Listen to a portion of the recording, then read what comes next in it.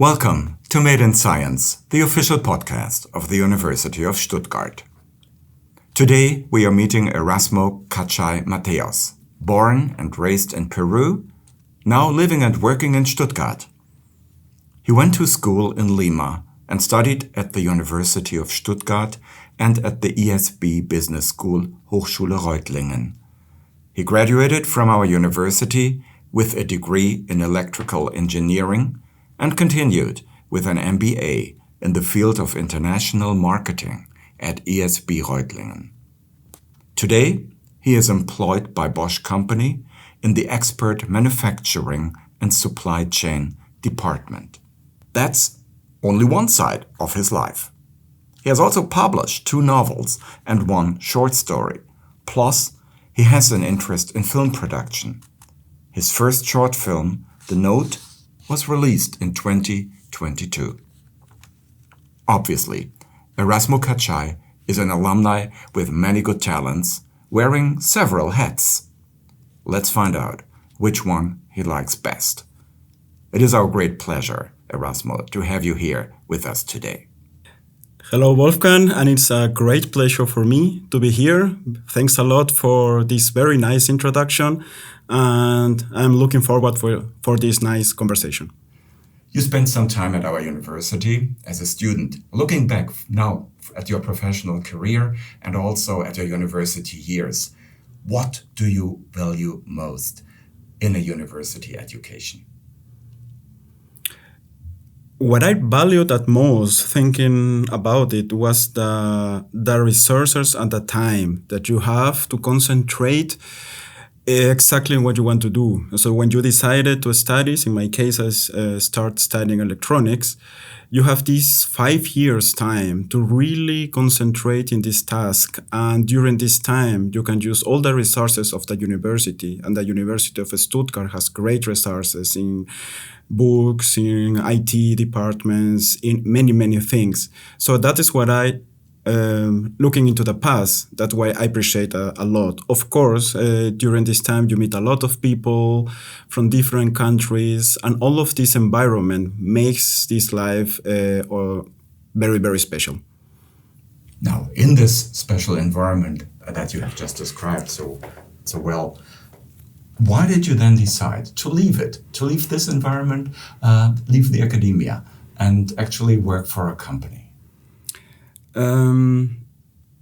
There are decisions in life. There are many points in your life when you make important decisions, and depending on these decisions, your life will go to the right or to the left. After finishing school, one of the biggest decisions is what I'm going to do next, which career I want to study, or if you want to study. After you finish the university, the next decision is what next? What can I do? And of course, you're right. There are the options, for example, following an academic career or following the career in the industry. And I remember, but I didn't know at that time. But now I heard some years ago, there was a speech from a very famous man who said that it's important sometimes to go to the industry, to the enterprise, to know the process, to know how it works, to know exactly the different bureaucratic steps or the different process so that it's necessary. As I mentioned before, maybe I didn't know at that time, but that was for me like an impulse to say, I want to learn that. I want to see how is this working, how the projects are going in the companies, how is this company life. So I decided to go into the company. I never say no. Maybe a couple of years later, I will say I will come back to university life. Even now I don't say no. But okay, at that time I make this decision, I'm still working in this company.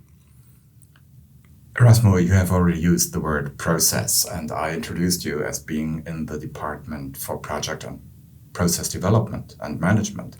I wonder, since I also mentioned your literary interest and also your publications, I wonder in how far does process thinking actually help you in your writing career, or not at all? Are you one of the writers who is not interested in that gradual development of a literary work? Are you the spontaneous one? How important is structure in your work? Now that you mentioned that, it is, I will say, interesting point, and every person is different. So I think now, thinking I'm putting my writer classes now.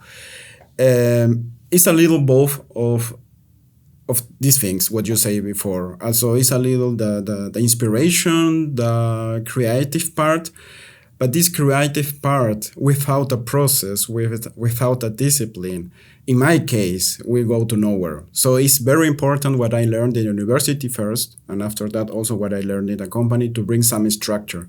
Because at the end, to write a book, for example, or to write a novel, it's also a project. So you need to define a time plan or a timeline. You need to define your working packages, for example. You need to define some kind of discipline to do that.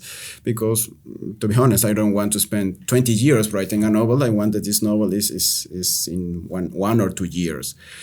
I read a lot about the history of all writers. There's very famous, for example, that Hemingway, the kind of the writer that he said he stand up in the morning and was writing whatever he wanted, but okay, he was Hemingway. And there are other kinds of writers that say no, they need discipline. I think that I'm somewhere in the middle, but I'm not comparing with these big guys. But going back to your question, yes, the process and project structure helped me a lot in this second career of me as writer. If that is the structured way, if that is how you approach your work in a gradual steps, is then the content more a period, more a possibility for you where you explore your freedom and independence away from that kind of fixed frame that this writing process also, as you explained it, brings about? Yes, you are completely right. Because going back to your example from a company, in your company you have, of course, your task and you have your projects, but you depends of a lot of people. And if you work in a big company like me, you depend of really a lot of people. So you need to always align your process and your work with a lot of people, and you need the teamwork. What it's really nice. This is a really great experience. Sometimes it's difficult, sometimes not, but at the end, the result is good. But when you are in this creative part as a writer, you are alone. So it's only depends of you, and it's only depends of your fantasy, of your creativity. You can do with the characters theoretically whatever you want. You can invent new words. I'm not writing at the moment in the fantasy, but nevertheless there is fiction what I'm writing. So you're really a compensation. It's like a balance in my case. So you have this structure, functional thinking in one part, and you have this creativity when you can say, okay, I forget everything from the other part and I can play with the word as I want. Actually, when you play with the words, you also do that in different genres and different settings. Is that important for you to move from one place to another? I read in the summaries of your novels that are published in Spanish so far that you have different locations, you have very different settings, and the characters move a lot, if I got that right. And how far is that important? It's very important. But it's sometimes not that I think about it. In my case, and I think meanwhile in the case of many people, so when I started, for example, making the big change from Peru to Germany, was maybe not too common like it is today. Today is very common to exchange between countries, universities, and it's great to come on this global thinking. At that time was not that common. What I wanted to say here is that brings me to a life that I didn't imagine at the beginning. So now living here in Germany and working for an international company also brings me to a lot of different countries and in contact with different people. And all of this experience come to you. So it's very difficult to say I'm only writing about the Peruvian perspective or the German perspective because I have contact also with Spain, for example, on as an example. So, and this comes everything when I write. So it's part, I think, of my life that I was in different countries, different language, and different cultures through all my life. And it's also part of the way I am. So I am a person who maybe the first impression of me that I'm a little calm person, but my brain is working in different ideas. So I cannot imagine to write only about one thing. I admire the people, or especially the authors that say, okay, that is my genre, and I will write about this, and they make it great. In my case, I want to try different things, and I want to experience these things depending also of the moment of my life. So when I write my first novel, like it was like 8 years ago, my life was a little different and my experience was a little different right now. So, and that brings also an impulse to decide what kind of book I will write. And you use different genres for Yes. your plots as well.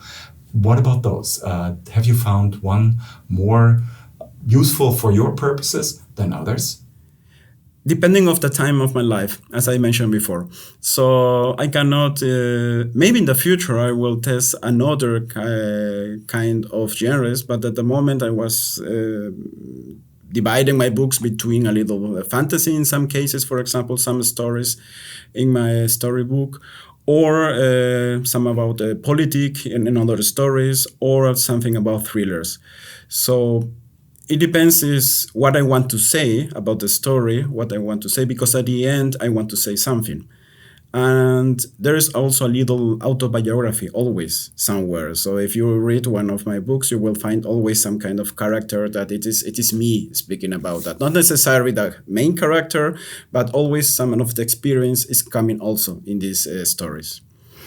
By the way, do your colleagues at Bosch know that you also write fiction? Yeah, some of them know, so it's not a secret, and some of them know that already. So, but the company has so many people that I cannot tell everyone. But as mentioned before, some of them know, and they're happy to see that I'm also working in that part.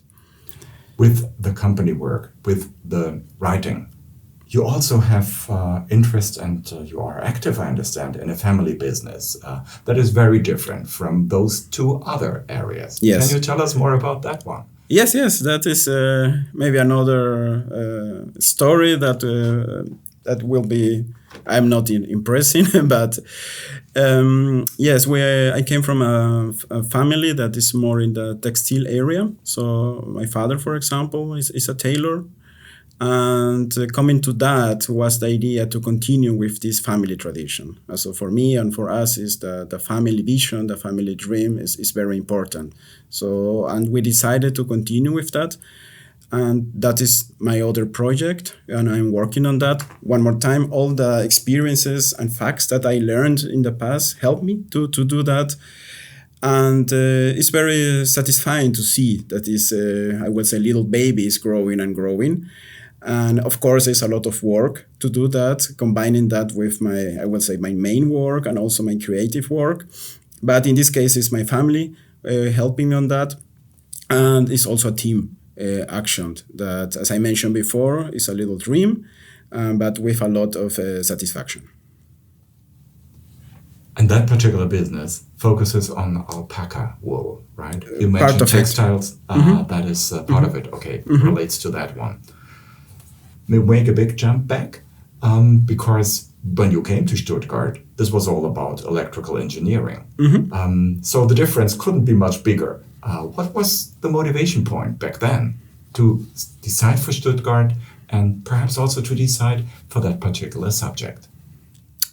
Okay, regarding the first part, why I decided to do electronics, at that time I was always a person who reads a lot. So I was one of the guys who get a book and start reading the book or reading the magazine. And at that time, at the ending of the school time, I read a lot of the electronics, of science. It was really, even now, of course, but at that time was everything amazing about all the opportunities in computer science, in electronics. I'm speaking about beginning, middle of the 90s. So today, some things like the cell phone or the computers are normal. At that time, no. So we were starting with that, and that was an amazing area. And that's what I decided. Okay, I decided to come to Germany, and of course, Germany is very well known about everything in engineering. So I decided to go in this fact and study electronics. Why Stuttgart? In this case, I want to be very honest, and it was also a practical decision.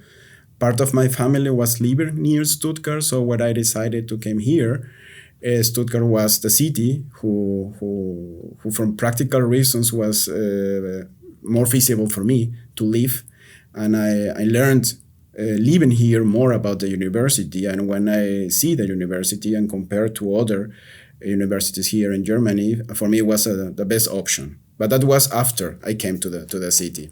So, and that is the main decision about why I decided to the University of Stuttgart. What I need to add here is after that, as I mentioned before, it was a great experience and a great life during my life here at the university. So I learned to love the university and the city, and I'm still here. So I didn't move after that. I'm still living here in Stuttgart, and it's meanwhile my second city on my town now.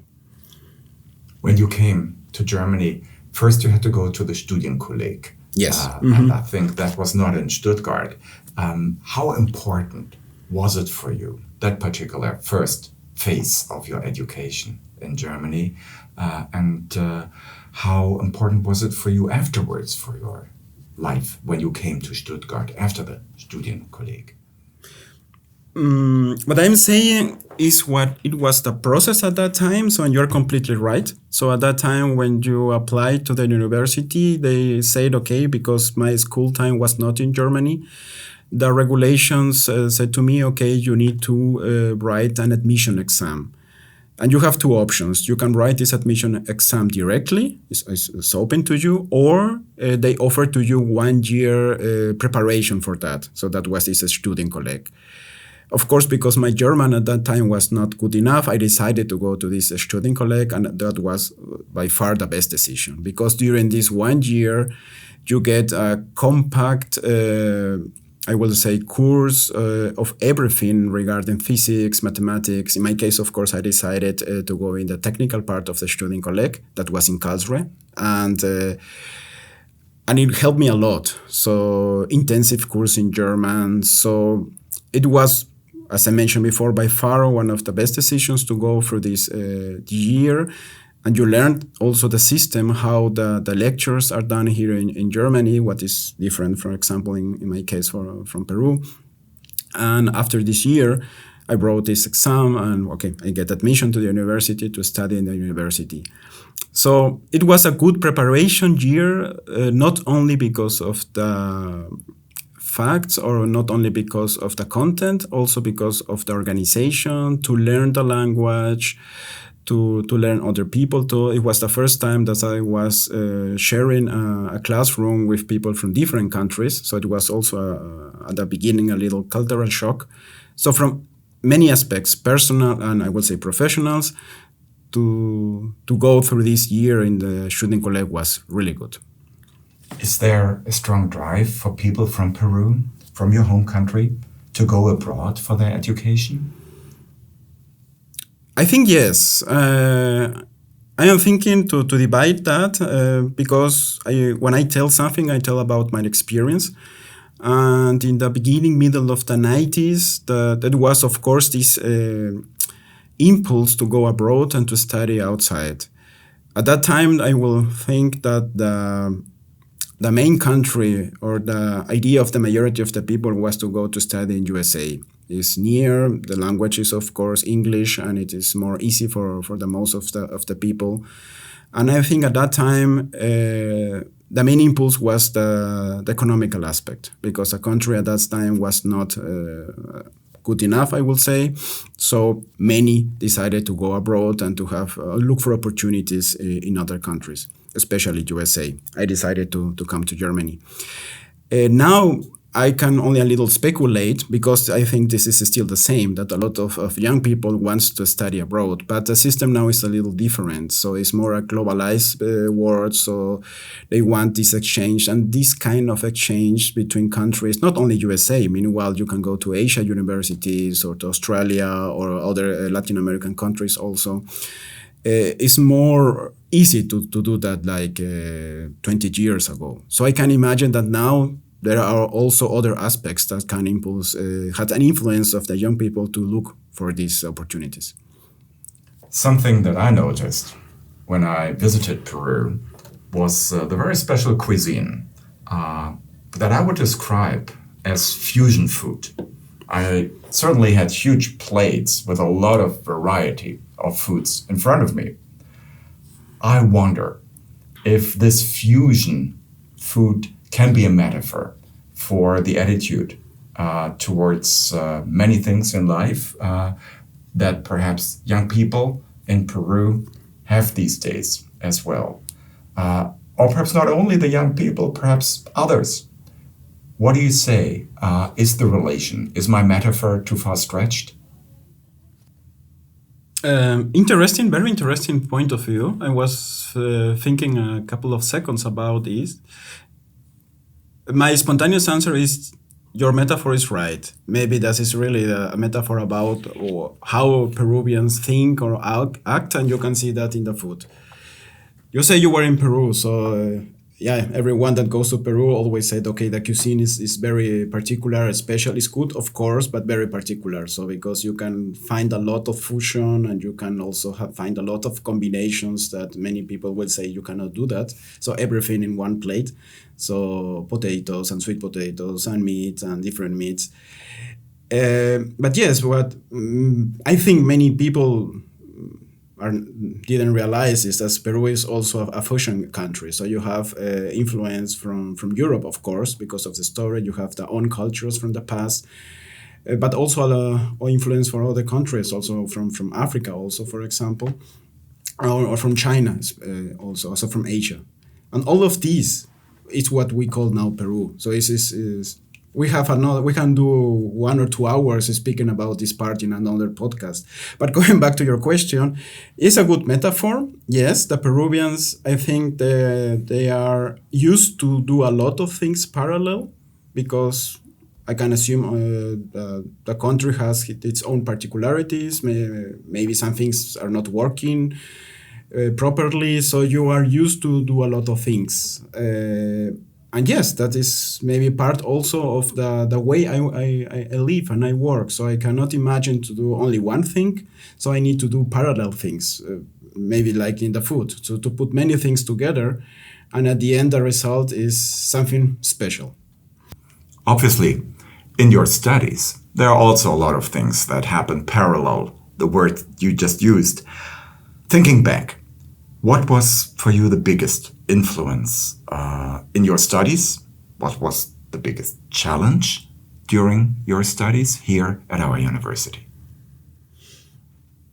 Start with the challenge. Sometimes it's easier to think about what's not working. Start with the challenge. The first challenge was, of course, the language. So meanwhile, I think it's a little different. You can find a lot of lectures in English. At that time, it was not. So it was almost 100% was everything in German. So you really need to learn German to study here.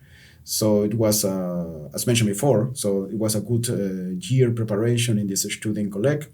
And after that, even though after that year, you need 1 year more to really go to use into the language. So it was the first big challenge. But for me, it was clear, if you have a vision, and at that time my vision was to study here, there was no other way to do that. So you need to learn the language, and it helps, of course, in your integration, not only in the university, also in the culture and in the city. After that was the system, because the system, how you study here, how the lectures are going on are different from Peru, at least from the Peru at that time. So here is more the responsibility of the student to go to the lectures. You have this freedom, what I really like it. But it can also be a bad path. If you say, okay, I have this freedom, I abused of this freedom, because at that time, at the end, you need, of course, to do the exams and to finish your project. That was, at the beginning, the challenge, to learn the organization and to learn the language.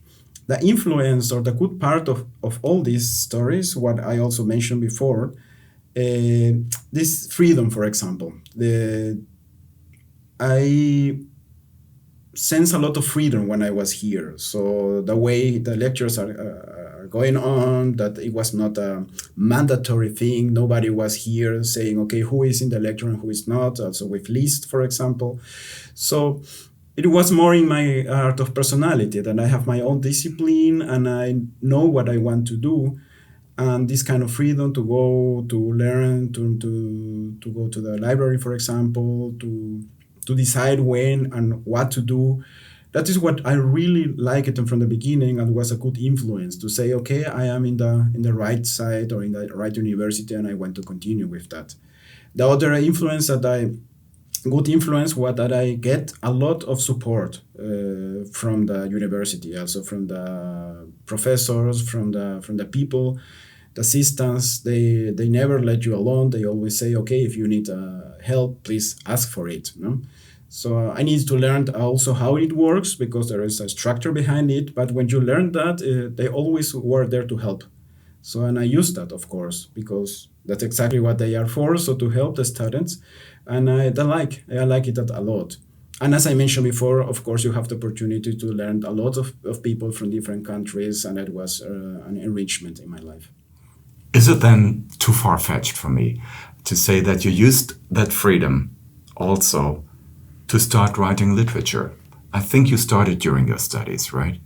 Even before. So as I mentioned before, I was the kind of guys who read a lot. I really read a lot during my school time.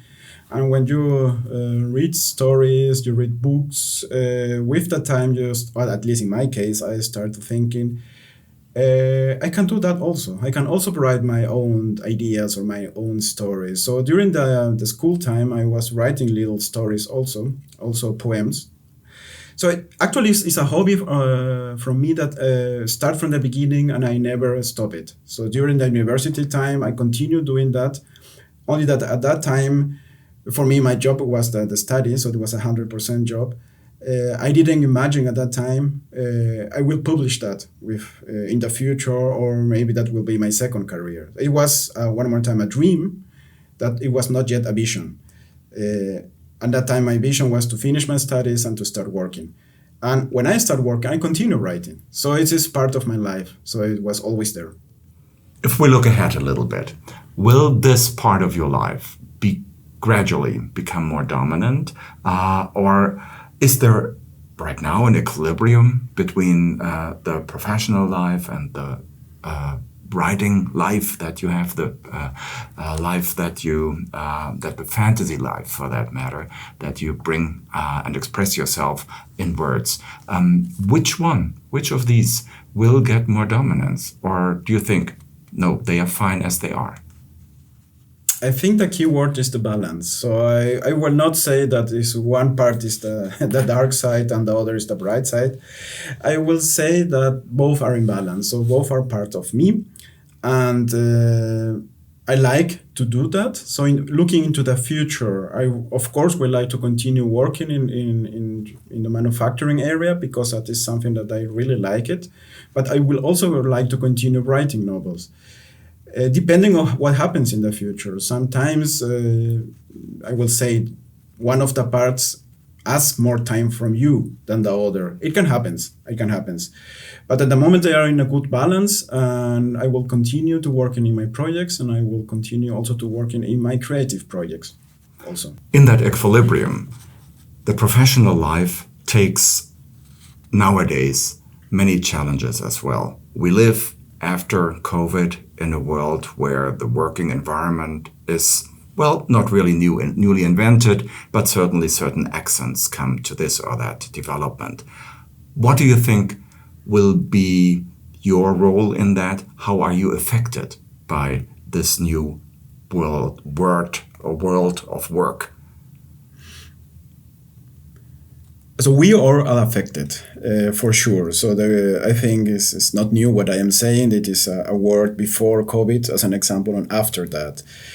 In the kind of work I'm speaking about in my work in manufacturing area, that is more office work, it changed a lot, because now the introduction of home office is not a dream anymore, it's reality. So you have this flexibility and this freedom, one more time. I'm saying one more time because it's in such a way similar to the period that I say before when I start my university. So it's not now mandatory that you go to the office, but nevertheless, you need to realize your work. So it gives you more freedom, and at the same time, they give you more responsibility. But you have a responsibility to your company in this case, and affects, of course, your life. So in my case, a lot. But this one more time when the structure and the discipline comes a little into the game.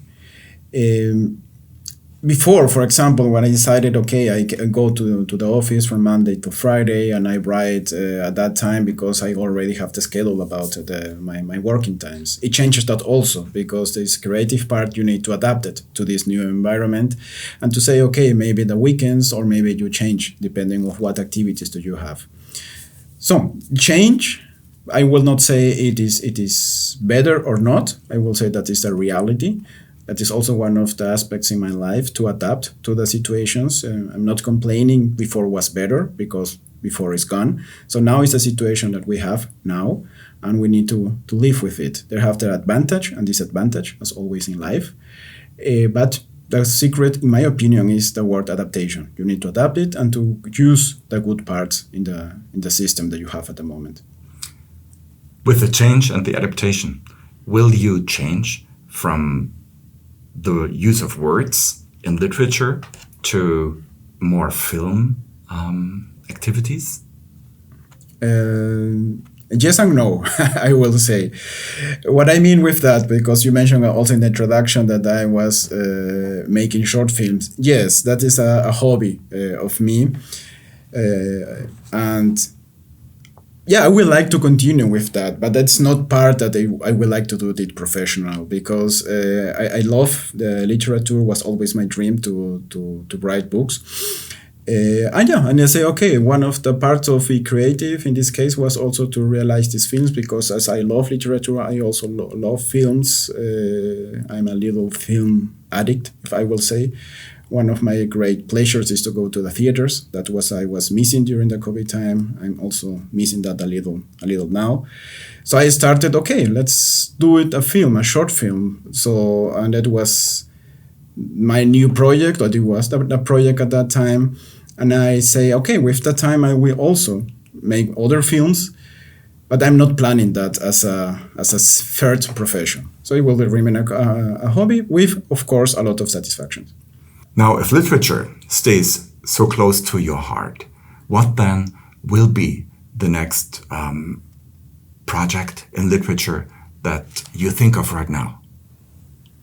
It's not the next one. Actually, I'm already working on it. So it will be my fourth book, my third novel. So I started already, almost 1 year ago. And the story is still a secret. What I can tell you is different from the old ones. So going back what you mentioned in the beginning, that I'm experimenting or jumping between different scenarios. So it will be it will be more an adventure book. I wanted to tell something with this book. So, and I put this message in a kind of an adventure. It takes a little longer than I expected, because, as you mentioned before, also my main work at the company is a priority, and I'm also looking to go with this other business, this family business. So there is going parallel, but I hope, and that is my target, that this will be by the end of the year. This novel will be finished, and it will be a pleasure to present it soon here or in the social media, and to say, okay, my new novel is now available. Or for that matter, at the university. Who knows? It will be a pleasure, of course. Erasmo, we've come to the end of the final part of our conversation. We call this moment 7.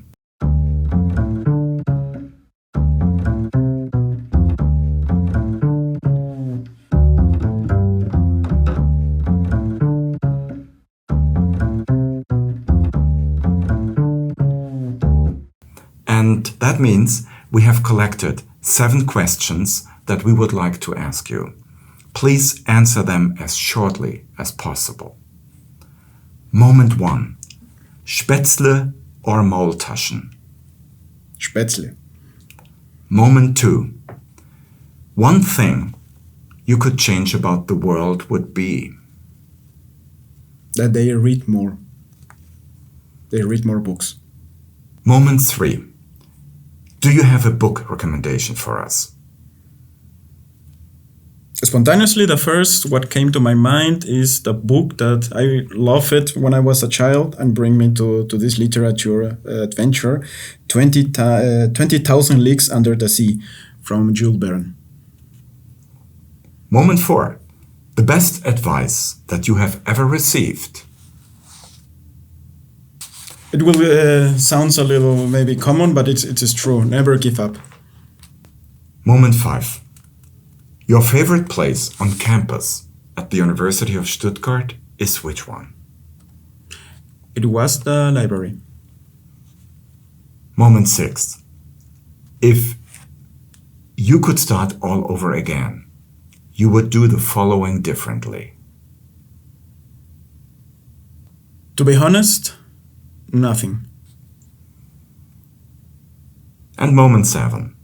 Please complete the sentence. Thanks to my studies, I know that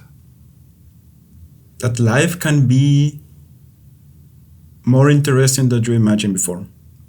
Thank you so much for our talk and also for having taken the time today. Most of all, wishing you all the best for your future work and upcoming projects. I certainly hope that we will read a German translation of your works one of these days. Thanks also a lot for this great conversation. It was a pleasure to be here, and I also wish the university and all the people a great future, and it will be a pleasure to be here one more time, anytime in the future. Thank you for those kind words, and we are looking forward to that as well, and to our audience. We are very much looking forward to hearing from you. Stay healthy, stay good, and stay tuned for our conversations that are always based on what is made in science.